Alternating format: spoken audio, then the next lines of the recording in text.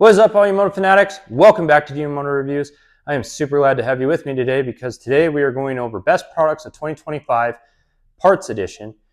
And so we got the bike here on the stand. We're just going to jump right on into it. So we're going to remove the gas cap cover and we're going to look at this little elbow here. So this is a gas cap vent elbow by XPR Motorsports. This thing works pretty awesome. So it's basically allowing your vent hose to not be kinked up. And then when you go to fill up your fuel tank, you can just spin it off. It's not going to twist up your vent hose. Super awesome. Works really well. Allows that fuel to flow very smoothly into your fuel pump and into your injectors. So shouldn't have any hiccups there. No fuel issues with that. It eliminates that. So super rad. All right. Next product. This is the Twin Air Power Flow Kit. It eliminates the backfire screen that comes stock with your bike, especially if you're buying a YZ250F. It eliminates that, allows for more airflow. Helped a little bit with eliminating the little hiccup that the 2024 YZ250F had in third gear from low to mid-range. Helped a little bit. We're going to get into what really helped that and fix that up, but this product definitely helped by adding more airflow. So one thing you're going to want to make sure that you do is get the black backing air filters. That's the flame retardant filters.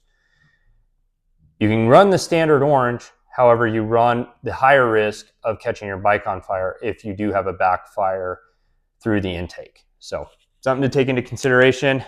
Nice little locking tab here to secure the filter into the bike.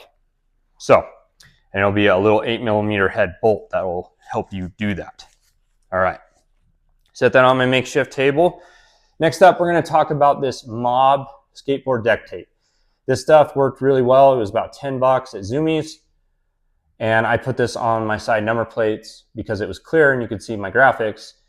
But this gave me bonus grip. Now, I put this all over my side number plates. I don't recommend doing that because it will tear your pants up pretty quick. Even after I went through with the spare piece and tried to sand down the roughness so it wasn't so aggressive, it still was pretty aggressive. It will still wear that out. So I feel like be very strategic with this stuff if you're going to put this on your bike. But it did add ample grip to the bike. So really cool stuff. I think it was worth it. We're going to get a little more strategic when we redo our graphics. All right, next up, we're going to talk about the frame guards by Acerbis. Now, I like this product a lot. One thing I will say is you do need to take these off from time to time to clean your frame. But this adds a little bit extra material to your frame and then has a rubber outside material to help with added bonus grip. Worked really, really well. Really impressed with this stuff. So that product I would highly recommend. Next up, we're going to jump into is the Works Connection foot peg mounts with Pro Pegs foot pegs that Works Connection sells. This product was absolutely amazing. So it's going to lower your foot peg down 5mm and back 5mm. That's what I like about these. It opened up that rider cockpit. Rider triangle was much more comfortable, allowed me to stay in that proper riding position. When I say rider triangle, that is from foot pegs to seat, seat to handlebars. That opened it up quite a bit for me. I felt very comfortable.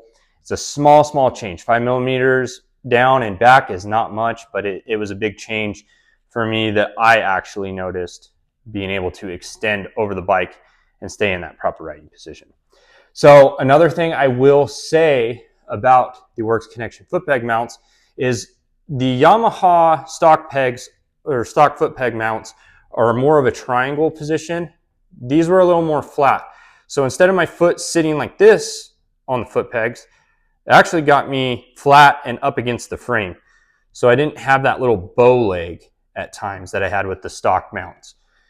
Then the Pro Pegs, the added bonus of those is they're a little bit sharper, not so slick. My feet would slip around on the stock foot pegs from Yamaha all the time.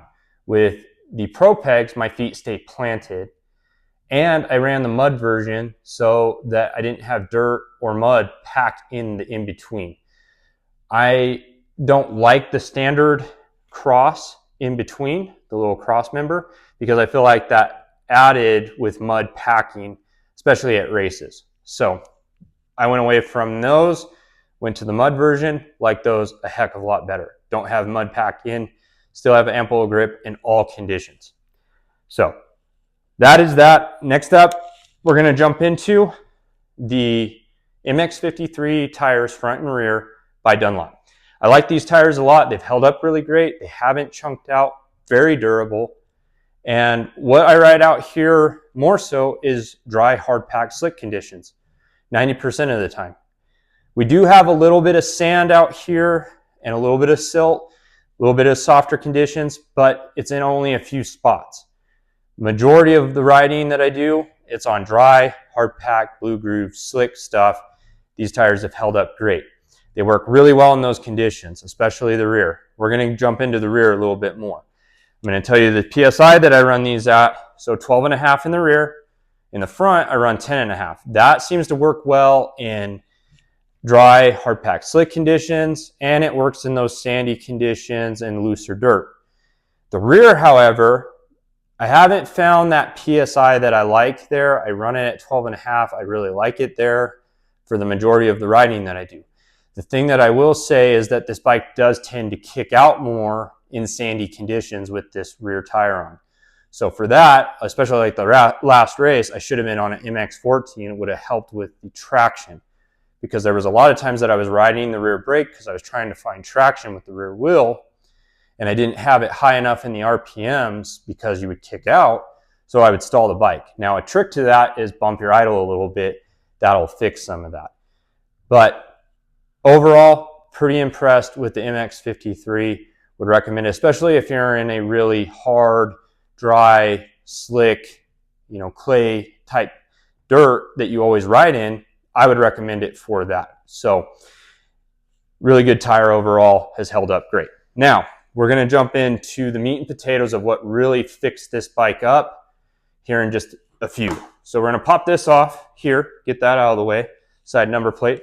We're going to talk about the FMF 4.1 factory silencer. This thing is amazing. It quieted up the bike. It took away that raspy sound from the stock muffler. This bike is loud. So really, the Yamahas in general, they're just a louder bike because your air box is up here versus being underneath the seat next to the rear wheel. So it's inherently louder. With this, it took away the raspy noise and quieted down the bike a little bit. Gave it that Star Racing Yamaha sound that I really like. It doesn't sound as good because I'm not Hayden Deegan, but it does sound good when I do hit that rev limiter, which is very, very rare for me because I don't hit the rev limiter a lot. I stay in a lower RPM. So for that, I would have to, maybe start revving it out a little bit more, but I'm not a rever. But really good product. I did remove the spark arrestor. That made it sound even a little bit better. The spark arrestor is required for a lot of your off-road trails here in Colorado, California, certain areas. So check your local state to figure out if you need that spark arrestor or not. Here in Colorado, it's required. So I always have it with me, but I don't have it in right now. Anyways, I digress. All right, so last but not least, we're going to talk about this little yellow box. I'm going to pop it up here on the screen for you guys, give you a little bit more of a close-up. This is the Vortex ECU. We also did the Airbox mod by Twisted Development. Now, we got 10 maps on this thing. I have not tested each individual map to figure out which one I like best. It was very hard to test in racing scenarios because sometimes you would bump the map switch in that frantic moment of, oh, I tipped over, and then you were in a different map. So I don't really know what map I'm in currently. And that's probably a little bit of a poor performance on my part. However, one of these days I'm going to go out and test map 1, map 2, and so on to figure out which map I really like. And it might change from track to track. We went up in elevation a little bit at Thunder Valley. That one's going to be a little bit different from Leadville. So it's the thing I need to do is just sit down and test it. Now, I also don't have what Star Racing Yamaha has on the map switch that gives it a little added material so you don't bump that. You can still bump it even in the event of a crash, or maybe you just bump into the bars by chance. There's a chance that you change into a different map. So I will say though, this cleaned up, basically eliminated the hiccup from low to mid in third gear. I really appreciate that, because that was always really sketchy, especially when you were, where it really showed up was Supercross. And that's where it was really sketchy, because you had an obstacle right out of a corner. If you had that blurb, you weren't going to be able to do the obstacle, and it usually blew the whole rhythm. Or if you went and jumped and then shifted up from second to third, and as you were going into that transition, it would have that hiccup and it would really get sketchy.